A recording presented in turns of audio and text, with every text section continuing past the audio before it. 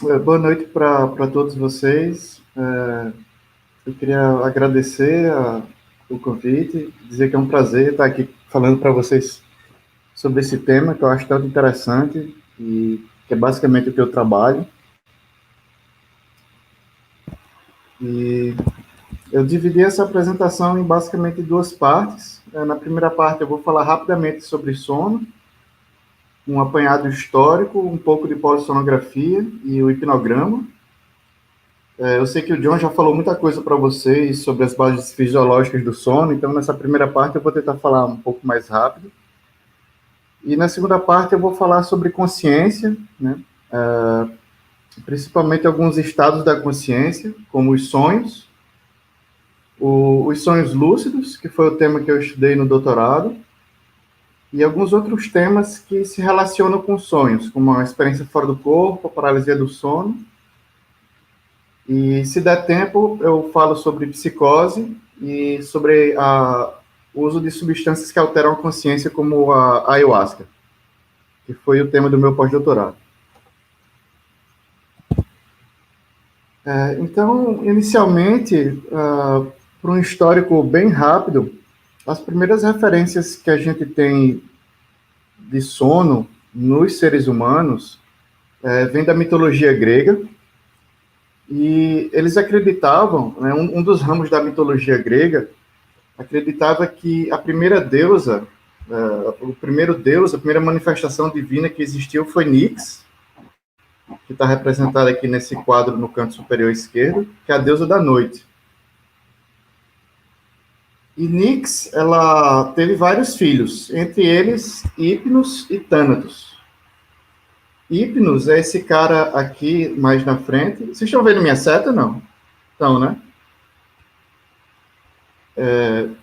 Hipnos é esse cara aqui que eu estou mostrando com a seta do mouse aqui na frente. E ele é o deus do sono, que é filho de Nix, que é a deusa da noite. E é interessante também porque Hipnos, ele tinha um irmão, e um irmão gêmeo, chamado Thanatos, que é o deus da morte. E Hipnos também tem vários filhos, entre eles a gente destaca Morfeu, que é o deus dos sonhos. E Morfeu tinha uma irmã chamada Lissa, que é a deusa da loucura. Então, assim, desde a mitologia antiga já existe uma relação entre sono, morte, sonho e loucura. E essa relação ela se mantém até os dias de hoje, mas nos slides a seguir eu vou discutir mais isso com vocês.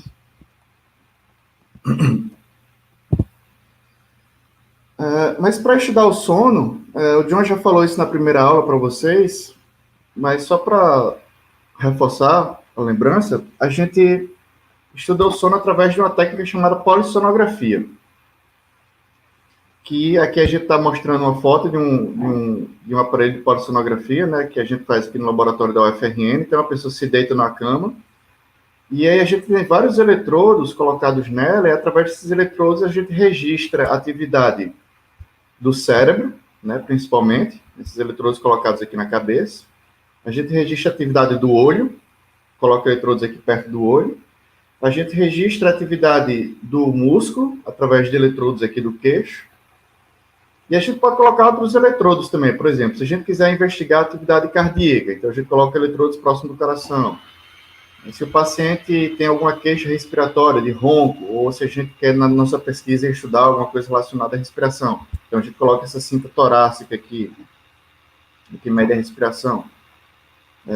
Então a gente coloca vários eletrodos no paciente e, através desses eletrodos, a gente consegue ter uma ideia do que está acontecendo no corpo dele enquanto ele dorme, somente no cérebro e nos órgãos vitais, como coração e pulmão.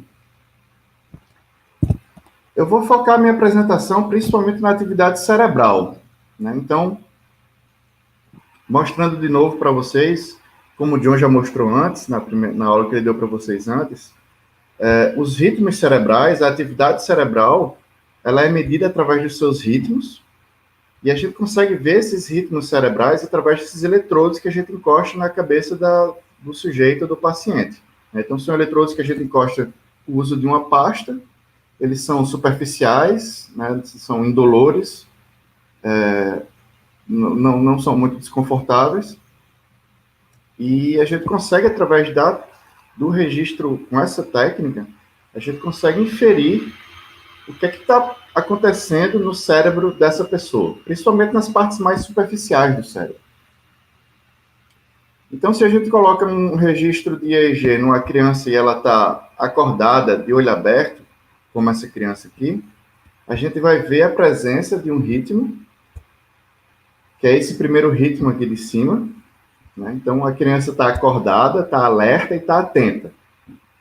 Então, é como se o cérebro estivesse trabalhando no máximo da sua potência. Então, a gente vê a presença principalmente de ritmos mais rápidos. São chamados ritmos beta e ritmo gama, que oscilam entre 20 Hz e 40 Hz. Se essa mesma criança, ela fecha os olhos, ela continua acordada, mas ela simplesmente fecha os olhos, a gente vai ver a presença desse segundo ritmo aqui, que é quando ela está relaxada, que é o chamado ritmo alfa, que é um ritmo que você tem uma frequência de aproximadamente 10 Hz.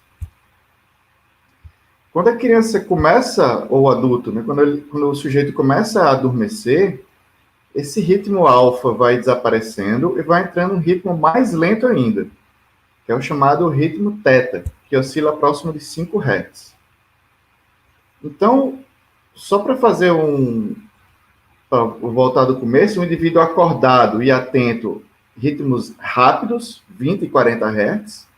Indivíduo acordado, de olho fechado, o ritmo fica mais lento, 10 Hz.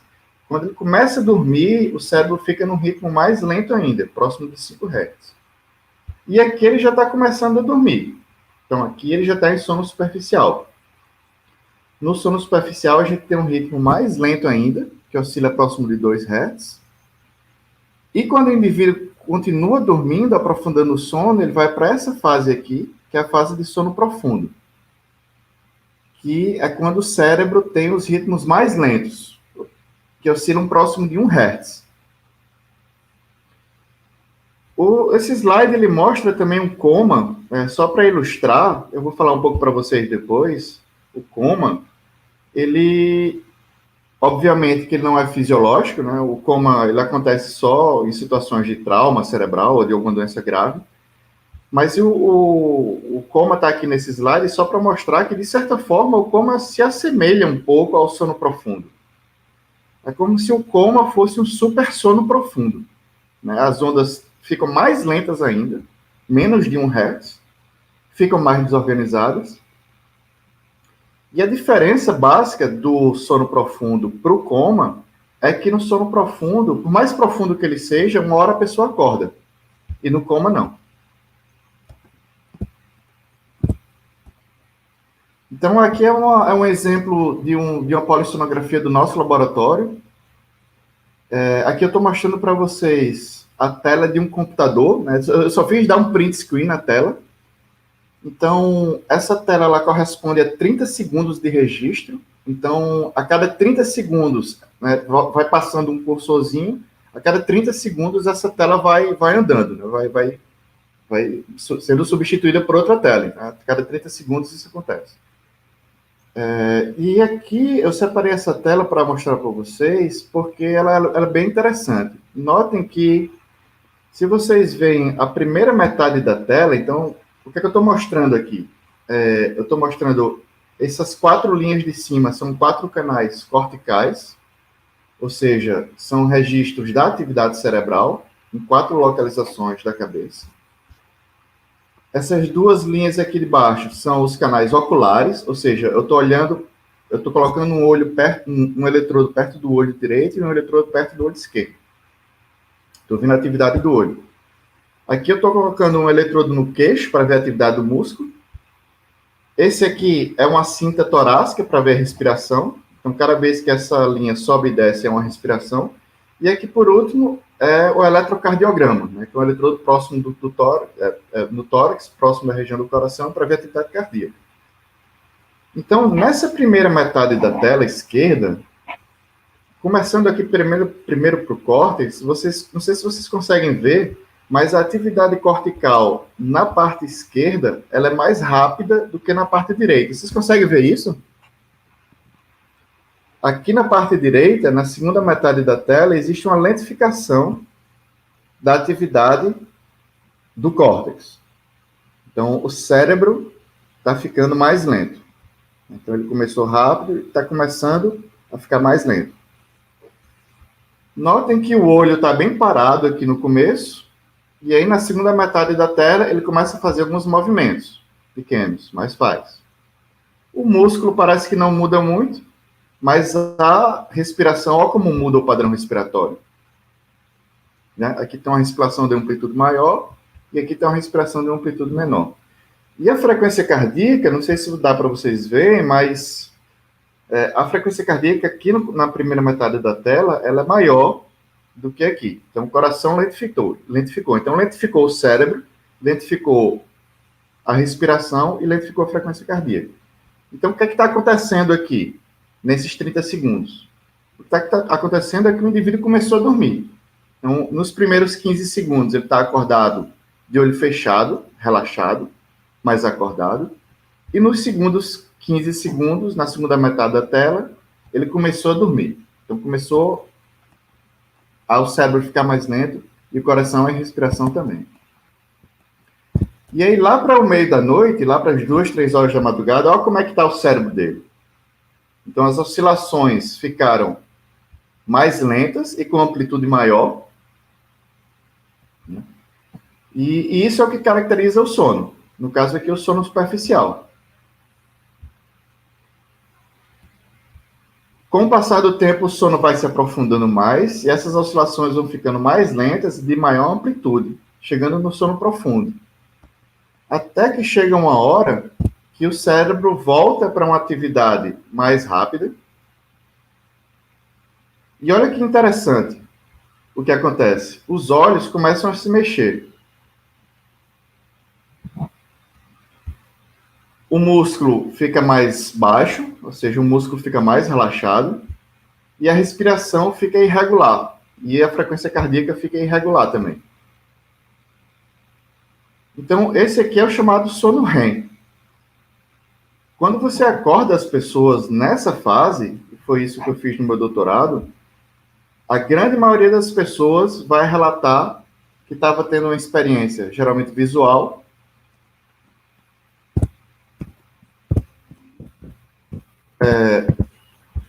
principalmente emotiva, geralmente negativa, pode ser positiva também, e que se constitui como uma história,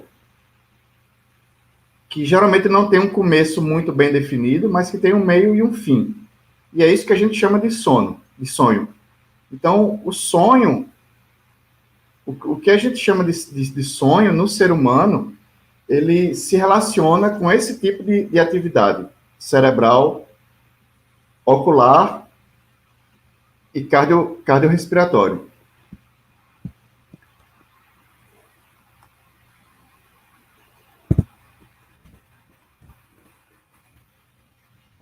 Esse aqui é o hipnograma. E através da polissonografia, a gente chega nesse hipnograma, né? A gente faz esse hipnograma. E basicamente o hipnograma é o quê? O hipnos, né? É o sono, e grama é o registro.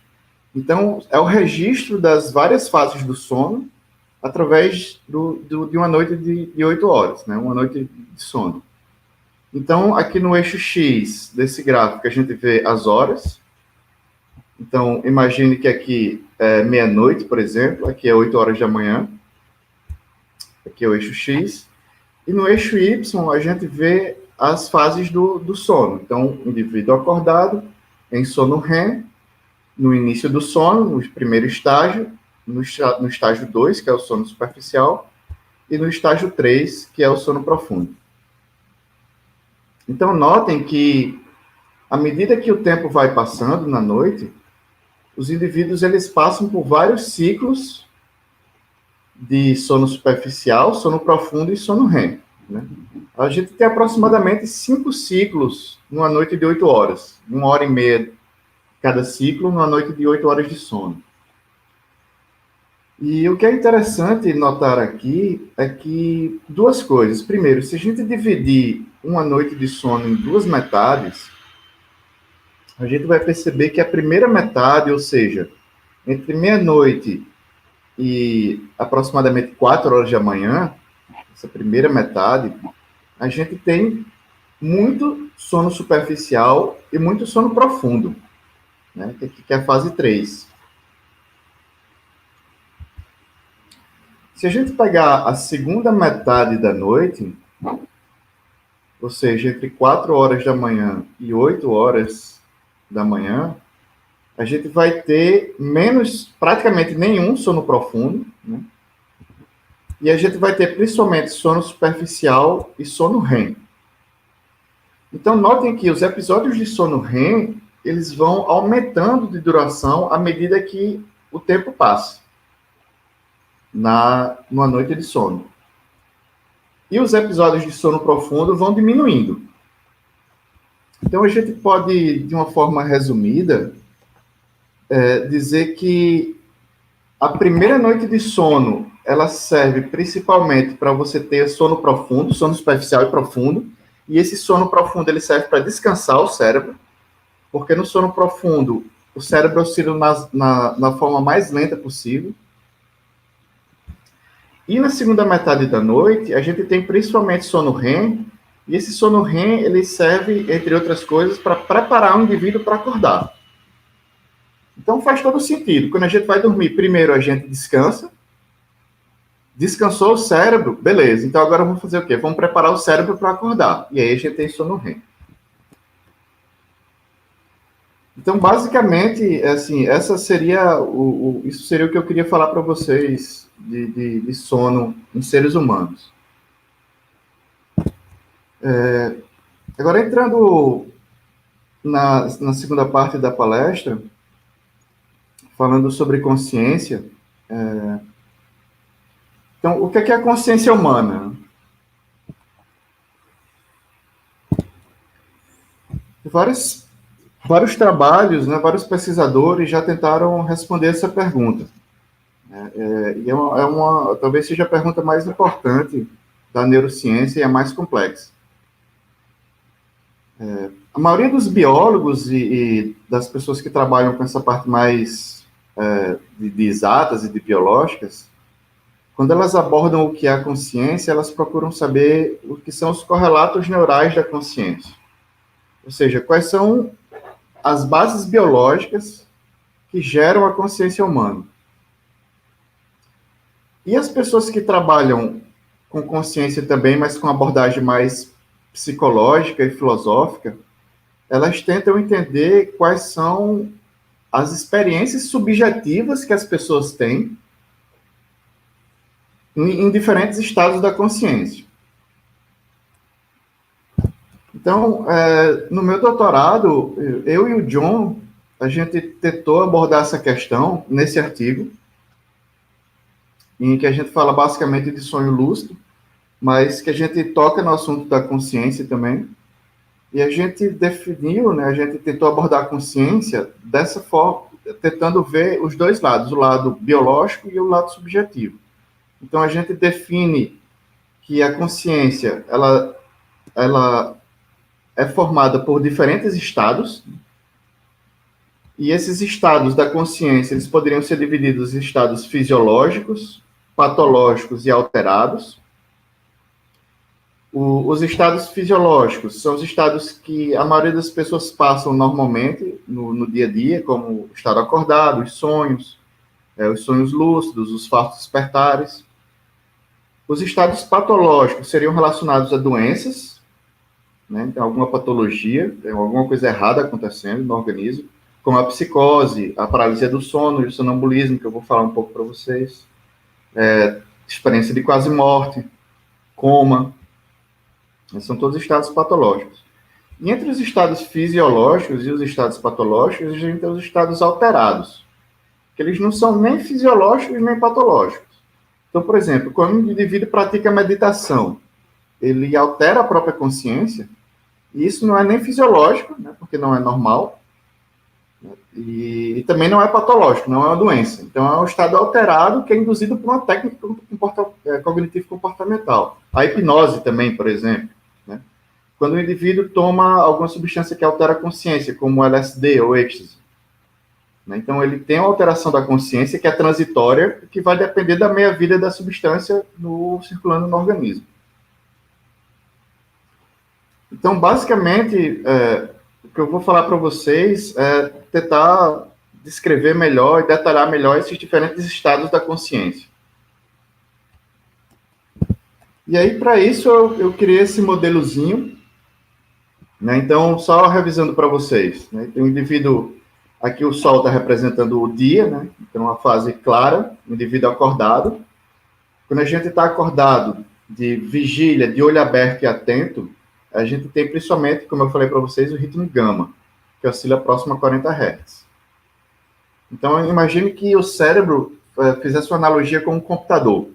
Então, quando a gente está acordado, de olho aberto e atento, é como se o computador do cérebro estivesse trabalhando no máximo da sua potência.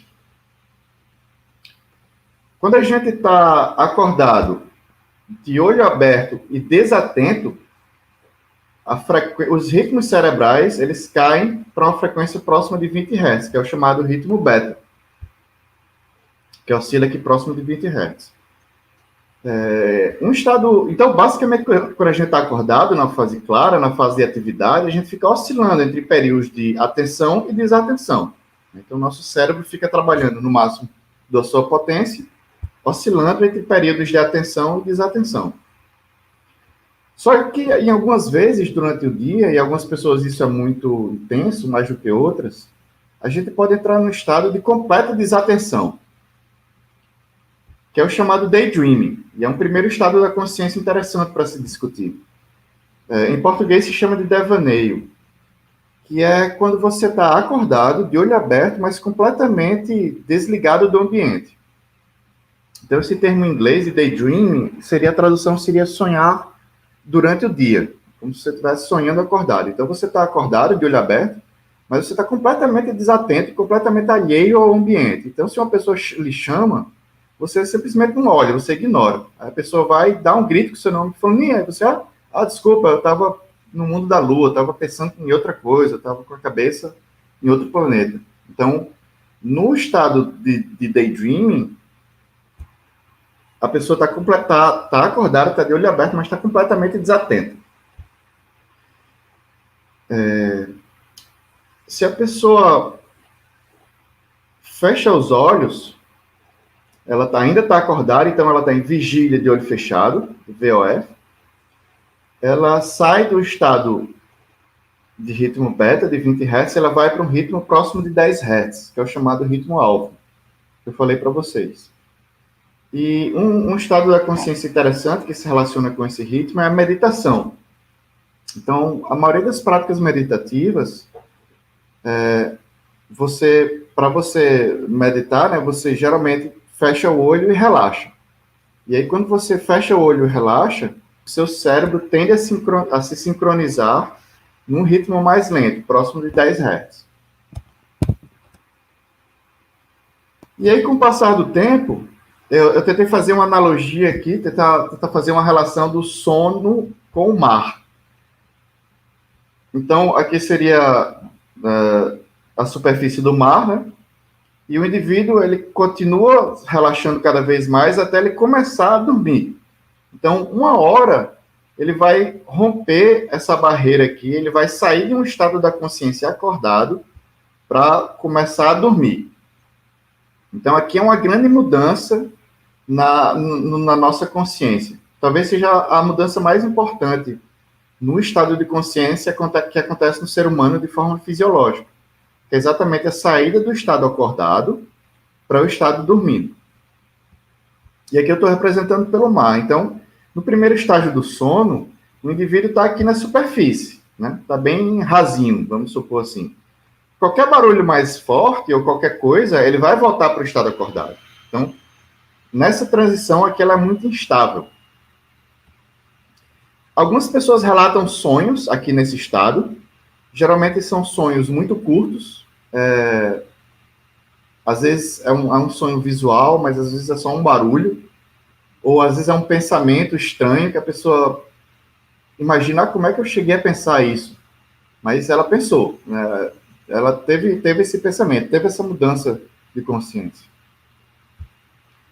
E dois estados interessantes que acontecem aqui, muito interessantes, que acontecem aqui nessa fase, que é a primeira fase do sono, que é chamada de sono inicial, ou transição da vigília para o sono, é a hipnose. Então, a hipnose é uma técnica de alterar a consciência, uma técnica cognitivo-comportamental, e que pede, geralmente, para as pessoas que praticam hipnose, elas fecham os olhos e relaxam, né, e entram nesse estado de alteração de consciência. Uma coisa que é bastante interessante da hipnose é que vários trabalhos têm mostrado que muitas pessoas conseguem, principalmente as pessoas que são mais sugestionáveis, elas conseguem entrar num estado de hipnose e elas conseguem, por exemplo, receber uma cirurgia e não precisar de anestesia. Então, é muito interessante esse uso, essa aplicação clínica da hipnose para você não sentir dor, ou para você, pelo menos, diminuir a resposta emocional para a dor.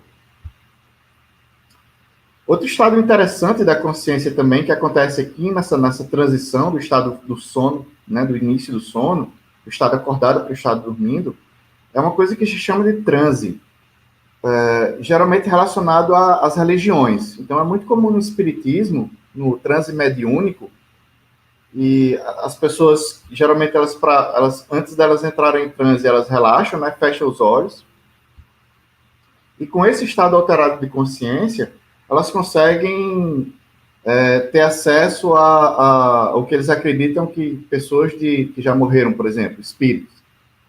Isso vai variar muito de religião para religião. Né? No transe xamânico, das religiões xamânicas, as pessoas dizem que têm acesso ao divino. Né? Então, muito provavelmente, tanto o transe quanto a hipnose tem a ver com esse estágio do sono também, né? Esse início do sono. E essa alteração de consciência do início do sono. E aí, com o passar do tempo, né, então o indivíduo, revisando aqui, o indivíduo está lá em cima, né, ele está acordado, atento, de olho aberto, depois ele fecha os olhos, depois ele fica desatento, o cérebro fica mais lento, depois ele fecha os olhos, fica mais lento ainda, ele começa a dormir, fica mais lento ainda, próximo de 5 Hz, e aí ele vai para o sono superficial. Então aqui ele já está no sono mesmo. Muito provavelmente aqui, se o indivíduo, se você chama pelo indivíduo e se você fala de forma baixa, ele não vai acordar, porque aqui ele já está dormindo mesmo. É o chamado sono superficial. E é muito comum ter sonhos aqui também. Só que esses sonhos do sono superficial, geralmente eles são sonhos curtos também, e eles são sonhos muito relacionados com as coisas que aconteceram enquanto a gente estava acordado no dia anterior. E isso se deve, muito provavelmente, porque no sono superficial a gente tem a presença de elementos que são os fusos, que indicam reverberação de memória. Então, provavelmente, o conteúdo dos sonhos tem a ver com os fusos, né? Então, a gente acaba tendo sonhos muito parecidos com coisas que tem relação com coisas que aconteceram no dia anterior, na semana anterior. E se a gente continua descendo mais ainda, a gente vem aqui para o fundo do mar, que eu estou relacionando com o sono profundo. Que é quando o cérebro, como eu falei para vocês antes, o cérebro oscila na frequência mais lenta, que é 1 Hz, e que no sonho profundo, exatamente pelo cérebro estar na frequência mais lenta, a gente tem muito poucos sonhos. Então, a maioria das pessoas que são acordadas no sono profundo, elas relatam muito poucos sonhos. Que é exatamente aquilo que eu falei para vocês. É como se no sono profundo o cérebro estivesse descansando, entre aspas, mais. Ele está no período de atividade mais lenta. Por isso que ele se relaciona com os processos chamados homeostáticos. Porque o sono profundo ele serve exatamente para compensar o tempo que a gente ficou acordado, oscilando em ritmos mais rápidos. Então, se a gente passa o dia todo acordado, oscilando a 40 e a 20 Hz, como é que a gente vai compensar isso? O cérebro vai compensar isso oscilando na forma mais lenta possível, ou seja, no sono profundo, próximo de 1 Hz. E aí, agora a gente vai fazer a volta. Né? Então, a gente saiu lá de um estado acordado atento, foi até o sono, né? Cruzou a primeira barreira do sono, foi para o sono superficial, depois foi para o sono profundo. E agora a gente vai fazer a volta para o estado acordado. E aí, como é que a gente faz essa volta? A gente sai do sono profundo ou para o sono superficial, como a gente passou antes, ou a gente vai para o sono REM, né? Como eu falei para vocês antes, que é quando o cérebro volta a ter um ritmo parecido com quando ele estava acordado. Então, a atividade cerebral, durante o sono REM, ela se parece com o primeiro estágio do sono. Então, é como se fosse o caminho de volta, né? Que ele está entrando, que ele está lentificando, e aqui ele está voltando a ficar rápido, né? Entrando no sono profundo, e aqui ele está saindo do sono profundo e voltando para o estado acordado. Então, o ritmo que ele estava em 1 Hz no sono profundo, ele sobe de novo para 5 Hz. E nesse estágio, a gente tem o que a gente chama de sonho. Então, a maioria das pessoas, quando são acordadas no sono REM, elas referem que estavam tendo experiências visuais que se formavam como uma história, né, por mais bizarra que ela seja, mas que tem uma certa sequência de acontecimentos. Muitos deles têm conteúdo bizarro, como, por exemplo, esse quadro aqui do Salvador Dalí. Nos sonhos, eles são caracterizados por pouca autoconsciência. Então, a maioria das pessoas, durante os sonhos, acredita que o que está acontecendo é verdade, por mais bizarro que seja o sonho. E, geralmente, tem emoções intensas nos sonhos. Isso é a maioria dos sonhos para a maioria das pessoas, né? Existe muita variação também.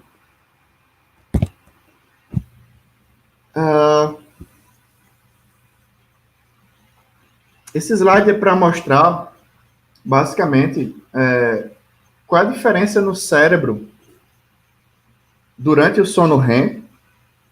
Né? Então, o que é que acontece no cérebro durante o sonho comparado com o cérebro de uma pessoa acordada? Então, basicamente, tem duas grandes diferenças. Né? O que é que explica biologicamente os sonhos? O que é que acontece no cérebro durante os sonhos que se diferencia do cérebro quando a pessoa está acordada? Basicamente, tem duas grandes diferenças. A primeira grande diferença está nessa região aqui, na verdade, nesse conjunto de regiões em verde, que são várias regiões como o córtex hipocampal, amígdala, giro do cíngulo, né? Área tegmentar ventral. Então, são várias regiões que formam o chamado sistema límbico.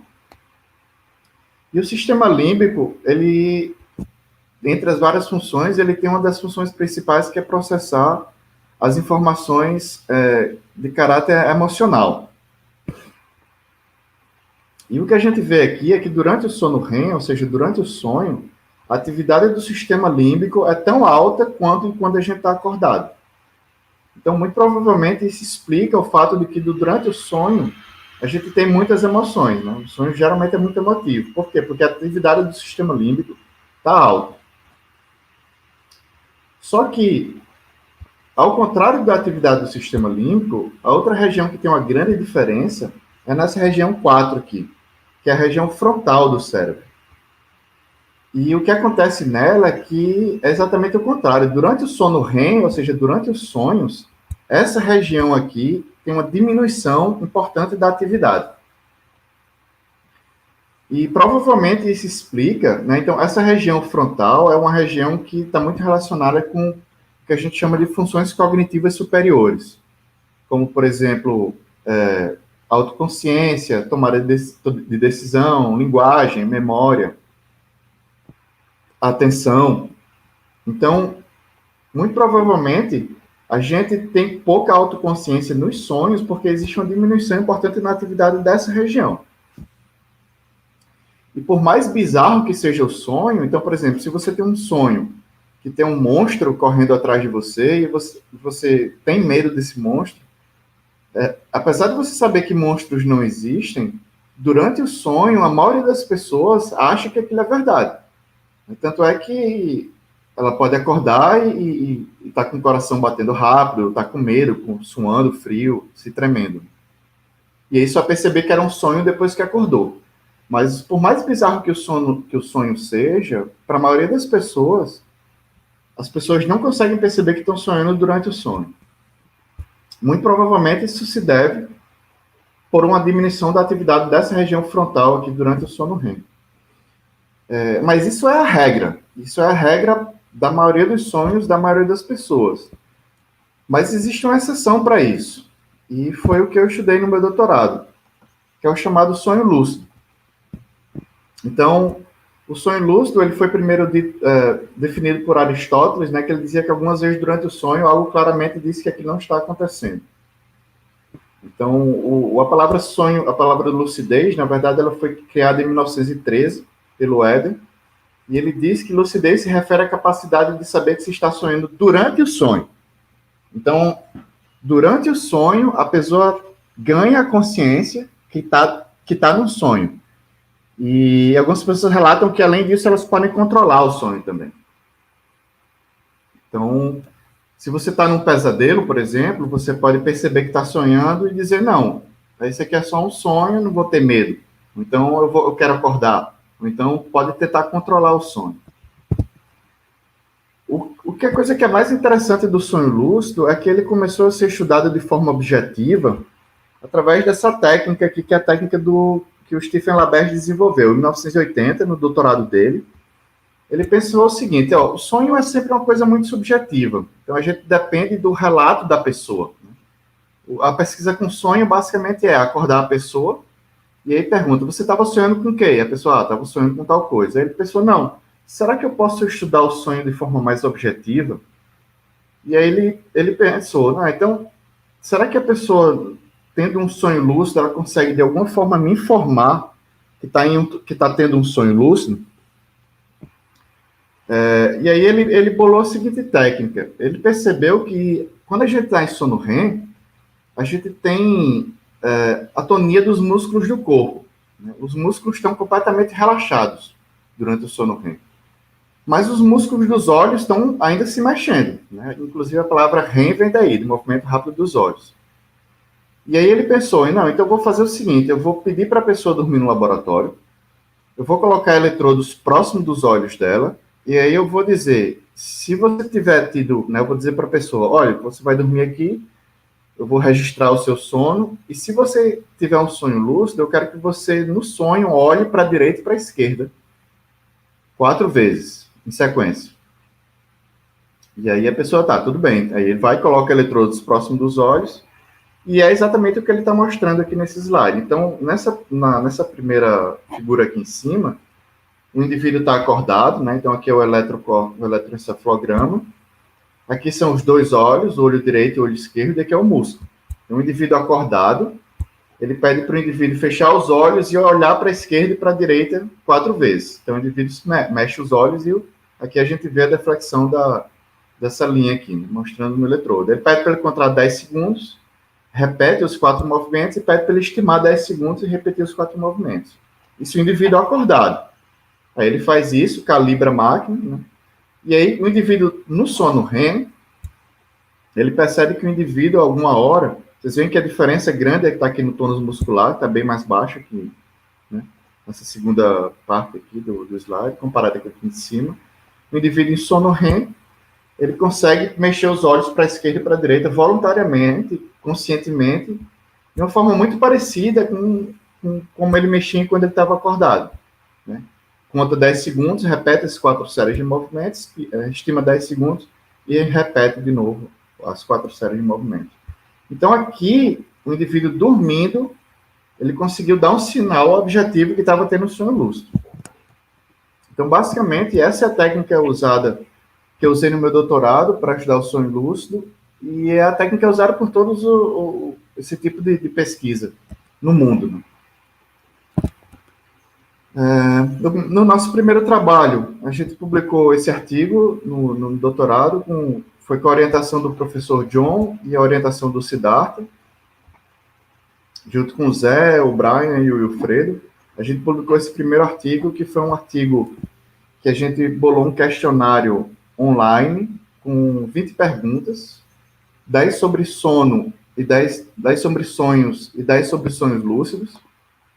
A gente mandou para várias pessoas por e-mail e cerca de 3.500 pessoas responderam. O que a gente viu foi que, então, na primeira parte do questionário, tinham 10 perguntas sobre sonho. A gente viu que a maioria das pessoas lembra dos sonhos 2 a 3 vezes por semana. Muitas pessoas têm sonhos relacionados a coisas que acabaram de acontecer no dia anterior ou coisas que vão acontecer no dia seguinte. Então, se ela vai fazer uma prova, ou se vai acontecer uma coisa no dia seguinte, geralmente as pessoas sonham com isso.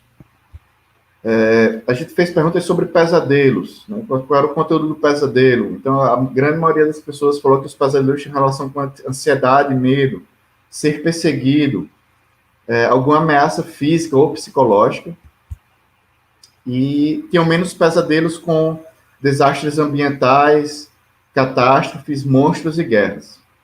Então, muito provavelmente, isso aqui reflete a teoria que o sonho serve para uma simulação, que a gente simula coisas que podem acontecer baseado no nosso dia a dia. Então, é muito mais comum, a gente tem uma chance muito maior de sofrer uma ameaça física do que estar dentro de uma guerra. Então, muito provavelmente, a gente tem mais pesadelos com ameaças físicas do que com guerras por causa disso. Agora, é claro que se a gente fizer esse mesmo questionário em pessoas que estão num país que está tendo uma guerra, né, por exemplo, no Oriente Médio, muito provavelmente elas vão ter muito mais pesadelos com guerras. Então, o conteúdo do pesadelo vai depender muito da cultura e do que a pessoa está vivendo, do que a sociedade está vivendo. A gente fez uma pergunta, a gente perguntou também sobre coisas que entram nos sonhos, né? Então, é muito comum e é muito interessante você estar sonhando e aí, de repente, toca um celular, ou toca a campainha, ou alguém fala, e aquele barulho entra nos sonhos, e sem acordar a pessoa. Então, a gente percebeu que os barulhos, os estímulos auditivos, como a voz de alguém, o toque do alarme, ou o barulho do celular ou da TV, eles entram nos sonhos mais facilmente do que os estímulos visuais ou olfativos. E a gente perguntou também sobre sonhos, uma coisa muito interessante também, que são sonhos recorrentes. Então, são aqueles conteúdos de sonhos que são recorrentes, tanto para uma pessoa só, quanto para as diferentes pessoas. Então, por exemplo, sonhar que está atrasado para um compromisso. Sonhar que tá nu no meio sei lá, da aula, de uma escola, no meio da rua. É muito comum esse tipo de sonho. São sonhos recorrentes mais comuns. A gente viu também que é muito comum as pessoas terem sonhos recorrentes com os dentes caindo. A gente não sabe ainda a explicação, mas isso é muito comum, esse tipo de sonho. E na parte de sonhos lúcidos, a gente serão 10 perguntas também. Eu trouxe aqui as principais, né? Então, primeiro a gente perguntou se a pessoa já tinha tido um sonho lúcido na vida. A maioria das pessoas falou que sim, então aproximadamente 75% das pessoas já teve pelo menos um sonho lúcido na vida. E aí dessas pessoas que tiveram um sonho lúcido, a gente perguntou quantos sonhos lúcidos elas tiveram na vida toda. E a gente viu que a maioria das pessoas teve no máximo 50 sonhos lúcidos na vida. Então, apesar do sonho lúcido ser relativamente frequente na população em geral, né, aproximadamente 3/4 das pessoas já experienciou pelo menos uma vez o sonho lúcido na vida, a maioria das pessoas tem sonho lúcido de forma não recorrente, né? Ele é raro. Ele acontece muito, mas ele é raro. A gente perguntou também quanto tempo dura os sonhos lúcidos, né? Então, quando a pessoa tem um sonho lúcido, a maioria das pessoas dizem que elas acordam logo em seguida, né? Os sonhos lúcidos duram muito pouco. Algumas pessoas conseguem ter um sonho lúcido que dura mais, mas é a minoria. E a gente perguntou também, quando a pessoa tem um sonho lúcido, o que é que ela acha que pode ter influenciado? O que ela acha que pode ter ajudado ela a ter? E a maioria das pessoas falou que dormir sem hora para acordar, provavelmente porque quando ela dorme sem hora para acordar, ela tem mais sono REM, né? Então tem mais sonho, e acaba tendo mais sonho lúcido também. E o sonho lúcido está relacionado com estresse. Então, as pessoas que estão em períodos de estresse, elas tendem a ter mais sonhos lúcidos. E a gente acredita que é porque durante o estresse a gente tem mais despertares durante a noite, o que acaba fazendo com que ela tenha mais lembrança dos sonhos. Esse é um trabalho que a gente fez também buscando ver quais são a base biológica do sonho lúcido. Então, aqui eu estou comparando, nessa imagem aqui, eu estou comparando o cérebro durante o sonho lúcido em comparação com o sonho não lúcido. Então, o que eu vejo aqui é que no sonho lúcido existe um aumento na ativação na região occipital, aqui nessa parte, que é a parte que processa as informações visuais, e a gente vê também um aumento da atividade nessa região frontal, que é a parte do cérebro, como eu falei para vocês, que se relaciona com as funções cognitivas superiores, né, como linguagem, memória e autoconsciência. Então, muito provavelmente, o sonho lúcido se relaciona com esse aumento na atividade frontal, que é o que faz com que exatamente a pessoa ganhe o insight ou a consciência que está sonhando durante o sonho. Então tá, então continuando, né? Voltando para o nosso modelinho lá. Quando a gente estava no sono profundo, a gente estava, né, com o cérebro na fase mais lenta, né? E o que acontece de interessante, outro estado da consciência, que acontece de interessante é que entre o sono superficial e o sono profundo é o sonambulismo. Então, no sonambulismo, que é uma coisa muito comum na infância e na adolescência, mas que tende a diminuir na idade adulta, é como se o indivíduo tivesse uma alteração entre a conexão do cérebro com o corpo, e é como se o corpo acordasse, mas o cérebro continuasse dormindo. Então, é como se o cérebro ficasse num estado entre o sono superficial e entre o sono profundo. O indivíduo, o cérebro dele está dormindo, e em vez do corpo estar dormindo também, o corpo está acordado. Então, existe uma desconexão, né, do cérebro dormindo com o corpo em movimento. Isso é o que a gente chama de sonambulismo. Como eu falei para vocês, uma coisa que se relaciona com o sono profundo é o chamado coma, né? Então, no sono profundo, a gente tem oscilações lentas de 1 Hz, e no coma, a gente tem oscilações mais lentas ainda, próximo de 0 Hz.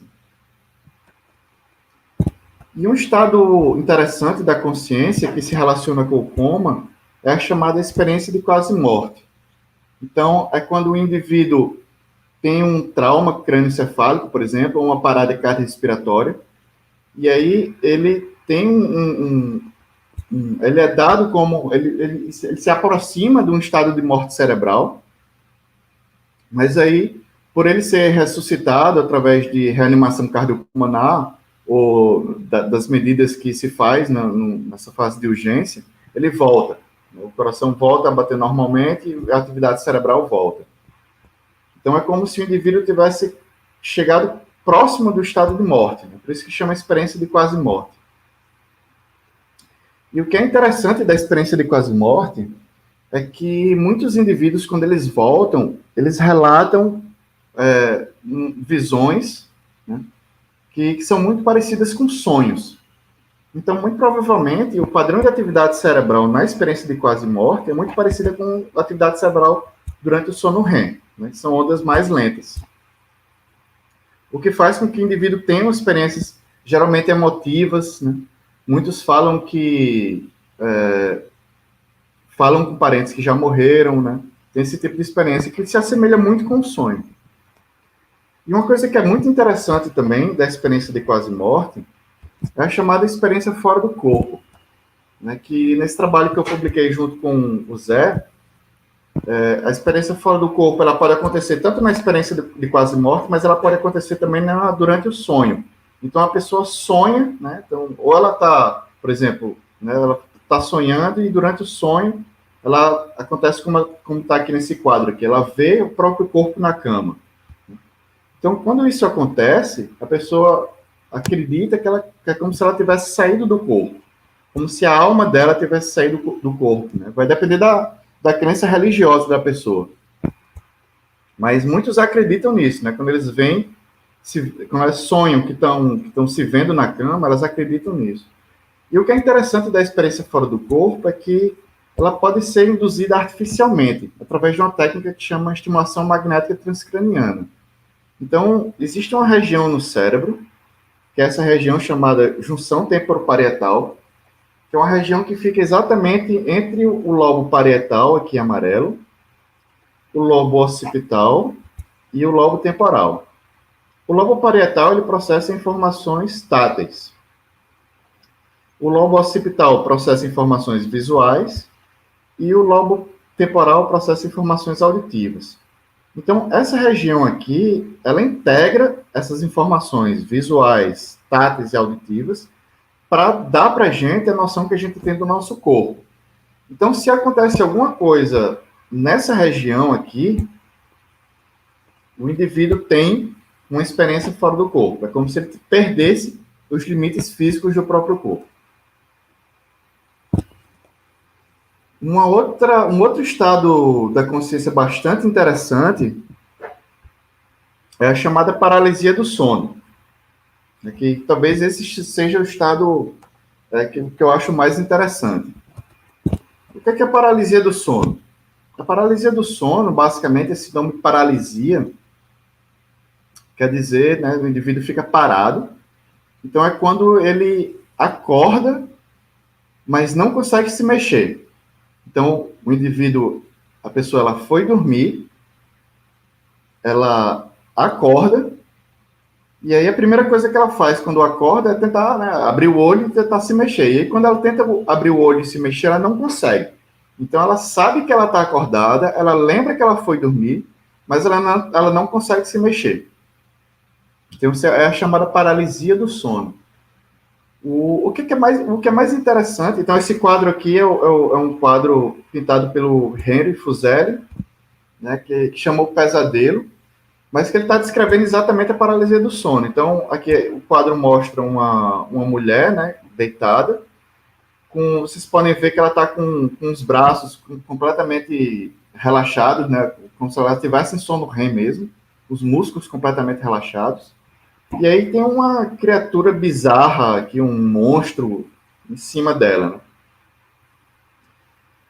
Por que esse quadro tem a ver com a paralisia do sono? Porque muitas pessoas que relatam que têm a paralisia do sono, elas relatam que elas não conseguem se mexer e elas sentem que é como se tivesse algum peso em cima delas. Muitas relatam que dizem que vê um espírito, ou um monstro, ou uma bruxa, ou qualquer coisa ruim em cima dela, que faz com que ela não consiga se mexer. Então, se você for em diferentes culturas através do mundo, lá no Japão, eles chamam de kanashibari, que eles dizem que é um espírito que acorrenta você na cama, que você não consegue se mexer. Então, lá na Tailândia, é o Fiem. No Egito, eles chamam de Jim, que é como se fosse esse monstro aqui que fica em cima, né, de você. Na Etiópia, é o Dukak, que é um monstro que coloca as unhas em cima do seu tórax e não deixa você se mexer. Então, em diferentes culturas do mundo, a paralisia do sono ela é interpretada de forma diferente, mas sempre com essa coisa sobrenatural e sempre é um monstro. Nos Estados Unidos, é muito comum a relação da paralisia do sono com abduções alienígenas. Então, como é que é o relato de uma pessoa que disse que é abduzida por um extraterrestre? Ela diz, eu estava no meu quarto, à noite, dormindo, sozinho, e aí, de repente, eu acordo, não consigo me mexer, e aí vejo um monte de alienígena fazendo experimento em mim. Enfiando coisas em mim, e tirando o meu sangue, fazendo essas coisas. E aí, o que foi que eles fizeram? Os pesquisadores pegaram essas pessoas que diziam que eram abduzidas por extraterrestres, colocaram no laboratório de sono, fizeram polissonografia, e viram que, na verdade, elas estavam tendo a paralisia do sono. Só que, como elas acreditavam muito em extraterrestres, elas alucinavam, né? Elas tinham as alucinações não com monstros ou com bruxas, mas sim com extraterrestres. Então, a alucinação e o sonho, por mais que ele seja uma coisa biológica, ele vai ser moldado pela cultura da pessoa e pela sociedade e pelas crenças que a pessoa vive. Interessante aqui é que no Brasil existe uma lenda também para a paralisia do sono, que é a chamada pisadeira. Eu não sei se vocês já ouviram falar, mas existe essa lenda aqui no Brasil, que é a lenda da pisadeira, que é essa bruxa aqui, que ela chama pisadeira porque ela geralmente ela pisa em cima de você, né? Ela fica em cima de você quando você está dormindo, e geralmente eles dizem que a pisadeira ataca principalmente as crianças que dormem muito antes de dormir. Então, elas dizem, você não deve dormir muito antes de dormir porque a pisadeira vai lhe atacar. Né? Então, essa é a explicação. Na verdade, a pessoa está tendo uma paralisia do sono porque, muito provavelmente, como comeu muito, acaba alterando a fisiologia, né? Acaba alterando o metabolismo e isso acaba influenciando o sono também. Então, a paralisia do sono, ela é um exemplo, para mim, é um exemplo mais evidente de como um fenômeno biológico ele pode ser moldado culturalmente.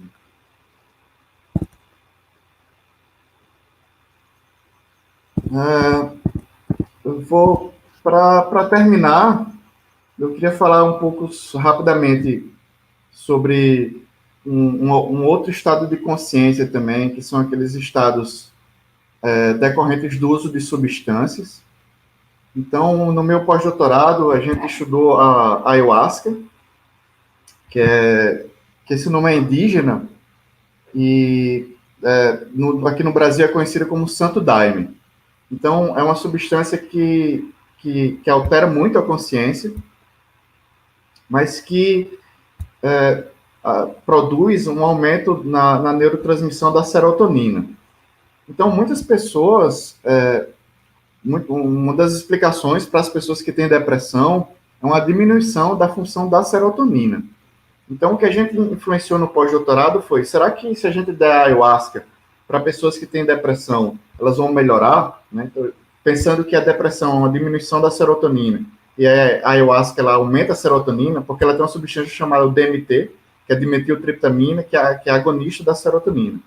Então, a gente fez esse teste, né? A gente pegou pessoas que tinham depressão refratária, resistente ao tratamento,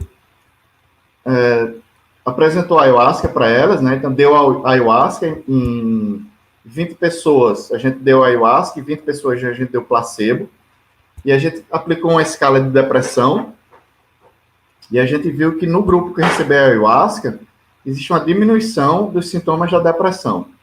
Né? Então, ela teve uma atuação importante diminuindo a depressão dessas pessoas. E uma coisa bem interessante que a gente viu, é o trabalho da Jéssica, do mestrado dela, é que a gente analisou a atividade cerebral das pessoas enquanto elas tomavam a ayahuasca. E o que a gente percebeu foi que existia uma diminuição da potência do ritmo alfa, aqui próximo de 10 Hz, em diferentes regiões do cérebro, tanto frontal, quanto temporal, como parietal e occipital. Então, em todas essas regiões, houve uma diminuição do ritmo alfa e houve um aumento do ritmo teta durante a ingestão de ayahuasca. E esse tipo de atividade cerebral, de aumento de atividade teta e diminuição da atividade alfa, é muito parecido com o início do sono e com os sonhos. Então, o que a gente está discutindo aqui é que, muito provavelmente, as alucinações e as alterações da consciência induzidas pela ayahuasca, muito provavelmente tem a ver com o padrão de atividade cerebral muito parecido com os sonhos. Né? E isso pode explicar as visões que as pessoas têm quando elas tomam essas substâncias.